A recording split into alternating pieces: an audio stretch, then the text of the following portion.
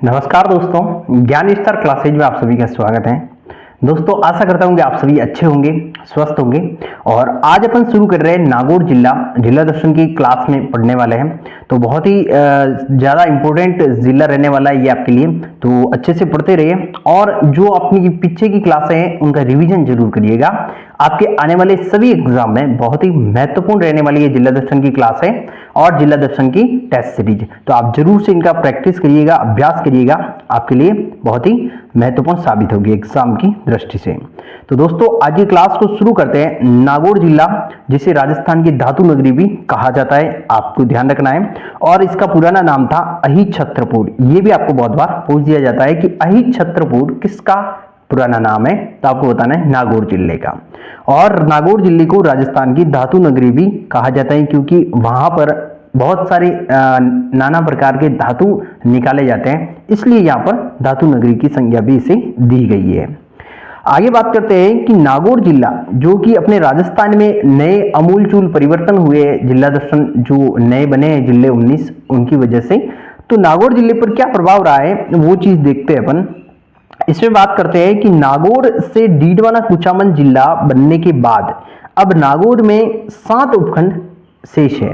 तो आपको ध्यान रखना है कि नागौर जिले से जो नया डीडवाना कुचामन जिला बना है वो अलग हुआ था, और इसके बाद नागौर में अभी वर्तमान में 7 उपखंड है। कौन कौन से हैं? तो नागौर हो गया, मुंडवा हो गया, खींवसर, जायल, मेड़ता, रियामबड़ी और डेगाना। ये जो है 7 उपखंड आपके नागौर जिले के अंतर्गत वर्तमान में आते हैं, तो आपको इनका ध्यान रखना है। उसके बाद आपके 9 तहसीलें इस नागौर जिले के अंतर्गत वर्तमान में हैं। तो वो है नागौर, मुंडवा, खींवसर, जायल, डेह, मेड़ता, रियामबड़ी और डेगाना, सांजुक रह गई है। ये आपकी 9 तहसीलें आपके नागौर जिले के अंतर्गत आती है।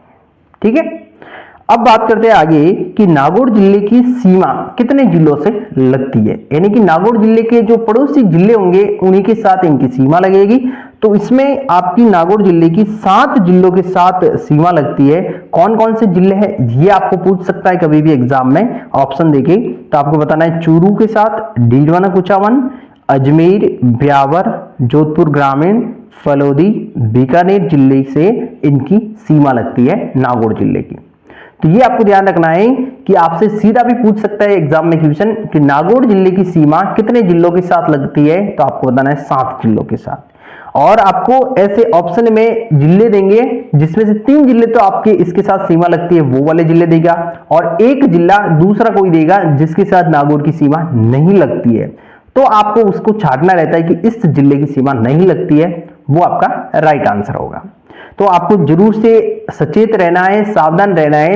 ये जिला दर्शन की क्लास यदि आपके जिला दर्शन से क्वेश्चन बनते हैं तो आपके लिए बहुत इंपॉर्टेंट रहने वाली है। ठीक है, अब आगे बढ़ते हैं कि नागौर जिला वर्तमान में किस संभाग के अंतर्गत आता है, ये पूछ दे आपसे, तो आपको बताना है कि नागौर जिला वर्तमान में अजमेर संभाग के अंतर्गत आता है। और स्वतंत्रता प्राप्ति से पूर्व नागौर जो है जोधपुर रियासत के हिस्सा हुआ करता था। ये भी आपको ध्यान रखना है, कभी पूछ दे कि वर्तमान में जो नागौर जिला है वो स्वतंत्रता प्राप्ति से पूर्व किस रियासत के अंतर्गत आया हुआ था या किस रियासत का हिस्सा था, तो आपको बता देना है जोधपुर रियासत का हिस्सा हुआ करता था। अब इसके उपनामों की बात करें, मैंने वैसे आपको पहले भी बताया उपनाम। तो नागौर जिले के उपनामों की बात करें तो इसका पुराना नाम था अहिछत्रपुर। ये बहुत बार आपके एग्जाम में आया हुआ क्वेश्चन है और भी आने की संभावना रखता है, तो आप जरूर से याद रखें। अहिछत्रपुर, औजारों की नगरी, राजस्थान की धातु नगरी, इन उपनामों से नागौर जिले को जाना जाता है, तो आप जरूर से इनको याद करना। फिर बात करें कि नागौर जिले का शुभंकर किसे बनाया गया है, तो आपको ध्यान रखना है कि राजहंस को नागौर जिले का शुभंकर बनाया गया है। और नागौर जिले में जो राष्ट्रीय राजमार्ग यानी कि नेशनल हाईवे जो निकलते हैं आपके NH नेशनल हाईवे, वो कौन कौन से निकलते हैं, तो NH 62, NH 58, NH 158 और NH 458। ये 4 हाईवे जो है नागौर जिले से होके गुजरते हैं, राष्ट्रीय राजमार्ग। तो आपको थोड़ा सा ध्यान रखना है। देखो 58, 158, 458, तीनों 58 आ रहे हैं पीछे, तो ये याद रह जाएगा और एक 62 आपको याद रखना पड़ेगा। ओके, बढ़ते आगे, प्रमुख नदियों की बात करें तो लूनी नदी और सुकड़ी, यहाँ पर दो नदियां इसकी प्रमुख रहती है नागौर जिले के अंतर्गत, ओके, बहती है लूनी और सुकड़ी नदी। उसके बाद आगे बात करते हैं कि नागौर रियासत में किस प्रकार के सिक्के प्रचलित थे, तो आपको ध्यान रखना है, पूछ दे कि अमरशाही सिक्के किस रियासत में प्रचलित हुआ करते थे, तो आपको बता देना है नागौर रियासत में या नागौर जिले में पहले अमरशाही सिक्के प्रचलित थे। और चौहान वंश के वासुदेव के साम्राज्य की प्रारंभिक राजधानी कौन सी रही थी, तो भी आपको बताना है कि अहि छत्रपुर जो है चौहान वंश की वासुदेव के साम्राज्य की प्रारंभिक राजधानी रही थी। और अहि छत्रपुर किसका पुराना नाम है, नागौर का प्राचीन नाम है, ओके। उसके बाद बात करें कि पीपासर, पीपासर जो स्थल है वो लोक देवता जाम्बोजी का जन्म स्थान है। ये आपको ध्यान रखना है कि लोक देवता जाम्बोजी का जन्म किस जिले में हुआ था, तो नागौर जिला। और स्थान पूछिएगा तो आपको बताना है पीपासर में लोक देवता जाम्बोजी का जन्म हुआ था। और विष्णुई समाज में 29 नियमों का पालन किया जाता है इनके, तो ये भी आपको ध्यान रखना है कि 29 नियमों का पालन किस समाज या किस जो जाति के लोगों के द्वारा किया जाता है, तो आपको बताना है कि विष्णुई समाज के द्वारा 29 नियमों का पालन किया जाता है। और रोटू गांव जो आपका है नागौर में, वो जाम्बोजी का सत्संग स्थल हुआ करता था। ये भी आपको ध्यान रखना है कि जाम्बोजी का सत्संग स्थल कौन सा या किस जिले में आया हुआ है, तो नागौर जिले में रोटू गांव। और खरनाल जो नागौर जिले के अंतर्गत एक स्थल है, उसको लोक देवता तेजा जी का जन्म स्थान है ये खरनाल। तो ये भी आपको ध्यान रखना है कि लोक देवता तेजा जी का जन्म स्थान कहां पर है, तो नागौर जिले का खरनाल स्थान। तो ये आपसे बहुत बार एग्जाम में पूछा जाता है क्वेश्चन, ओके। आगे बढ़ते हैं, इंपॉर्टेंट है फैक्ट सारे आपको याद रखने हैं। उसके बाद बात करें डेगाना, तो डेगाना भारत की सबसे बड़ी टंगस्टन खनन परियोजना है। ये आपको ध्यान रखनी है कि आपसे पूछ दे एग्जाम में सीधा सीधा कि भारत की सबसे बड़ी टंगस्टन खनन परियोजना कौन सी है या कहां पर स्थित है, तो आपको बताना है कि डेगाना नागौर जिले के अंतर्गत स्थित है। और अकबर के दरबारी रत्न अब्दुल फजल और फैजी के पिता शेख मुबारक, वो भी कहां के थे, नागौर के थे। तो ये भी आपको थोड़ा फैक्ट ध्यान रखना है। और वेरी वेरी इंपॉर्टेंट क्वेश्चन बनता है आपके कि सफेद सीमेंट का प्रथम राजस्थान का कारखाना या राज्य का प्रथम सफेद सीमेंट का कारखाना कहां पर स्थापित किया गया, तो आपको बता देना है कि राजस्थान में सफेद सीमेंट का प्रथम कारखाना गोटन नागौर में स्थापित किया गया। और ये कब स्थापित किया गया, तो पूछ दे तो आपको बताना है 1984 में। 1984 ईस्वी में नागौर के गोटन में सफेद सीमेंट का प्रथम राजस्थान का कारखाना स्थापित किया गया था। और ये आपको वेरी वेरी इंपॉर्टेंट लगा देना है, बहुत बार आपके एग्जाम में आया हुआ क्वेश्चन है और भी आपसे पूछ सकता है, ठीक है। उसके बाद बात करें कि मेड़ता रोड, मेड़ता रोड 1994 में मेड़ता रोड से जो मेड़ता शहर से मेड़ता रोड के बीच देश की प्रथम रेल बस सर्विस जो है बस सेवा प्रारंभ की गई थी। आपको ध्यान रखना है, आपसे पूछेगा, ये पूछेगा कि देश की पहली रेल बस कहां पर प्रारंभ की गई या कहां से शुरू की गई, तो आपको बताना है कि मेड़ता शहर से मेड़ता रोड के बीच, यानी मेड़ता सिटी से मेड़ता रोड के बीच देश की पहली रेल बस प्रारंभ की गई थी।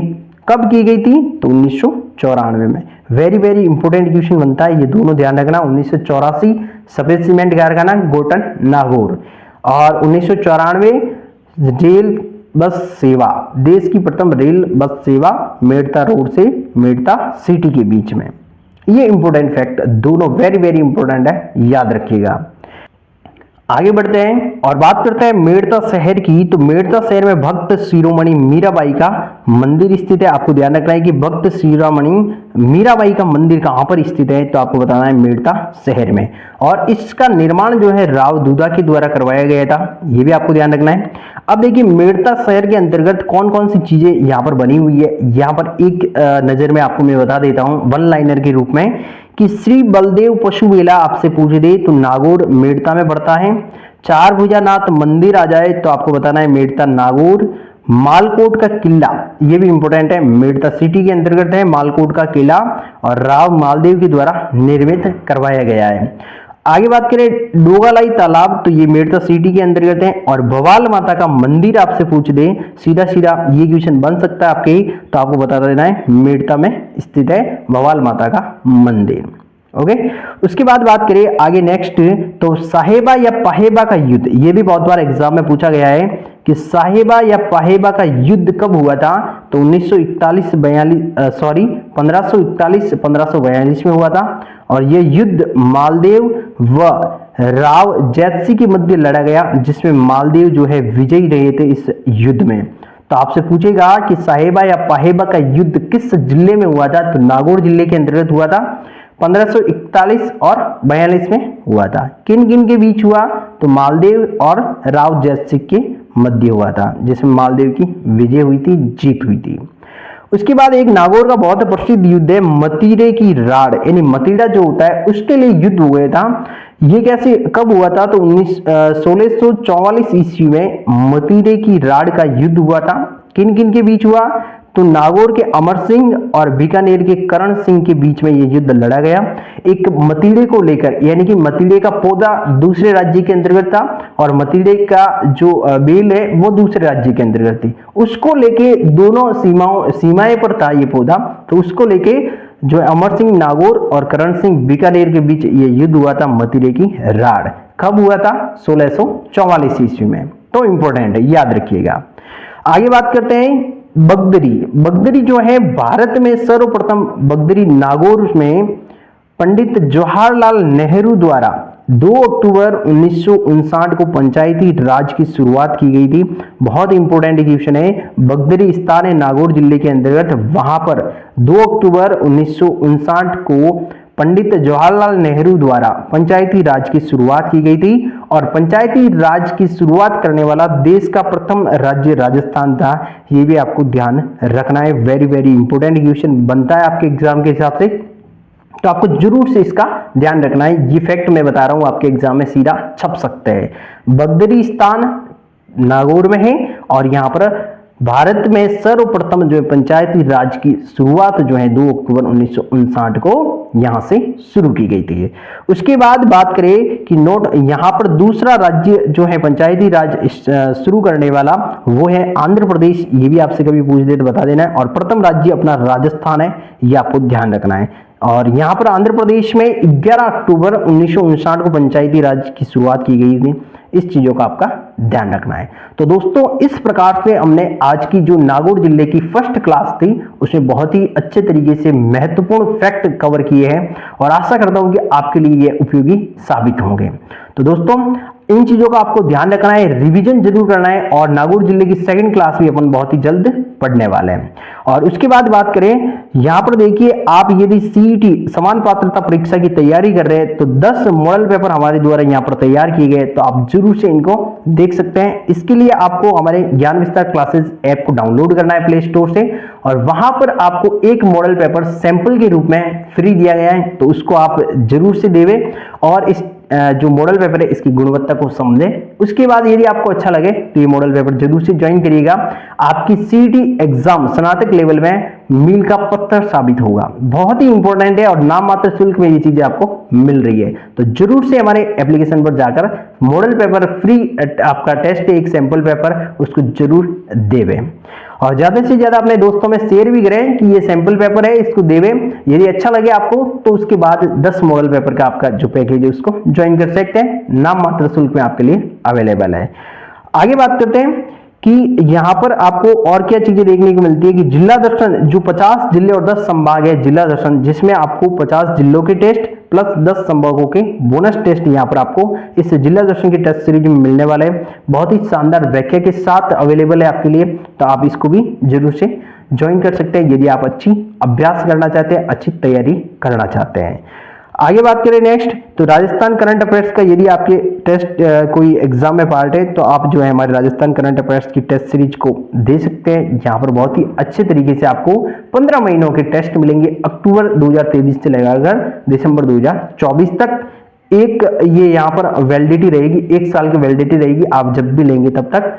और इसमें प्रत्येक महीने का आपको मंथ वाला टेस्ट मिलेगा, बहुत ही शानदार टेस्ट मिलेगा और जो कि आपके एग्जाम की दृष्टि से मोस्ट ऑफ इंपोर्टेंट रहने वाला है। और 15 महीनों के टेस्ट मिलेंगे नाम मात्र शुल्क के अंदर, तो जरूर से इसको शेयर करें और यदि आपको भी लगे अच्छी है तो आप इसको भी ज्वाइन करिएगा। साथ ही दोस्तों आज की क्लास यहीं पे समाप्त करते हैं और मिलते हैं अगली क्लास में, अगले वीडियो में, अगली नई जानकारी के साथ। तो नागौर जिले का सेकंड पार्ट बहुत ही जल्द अपन लेकर आने वाले हैं। तो आज की क्लास कैसी रही कमेंट करके जरूर बताइएगा और मिलते हैं अगली क्लास में। तब तक के लिए धन्यवाद। जय हिंद, जय भारत।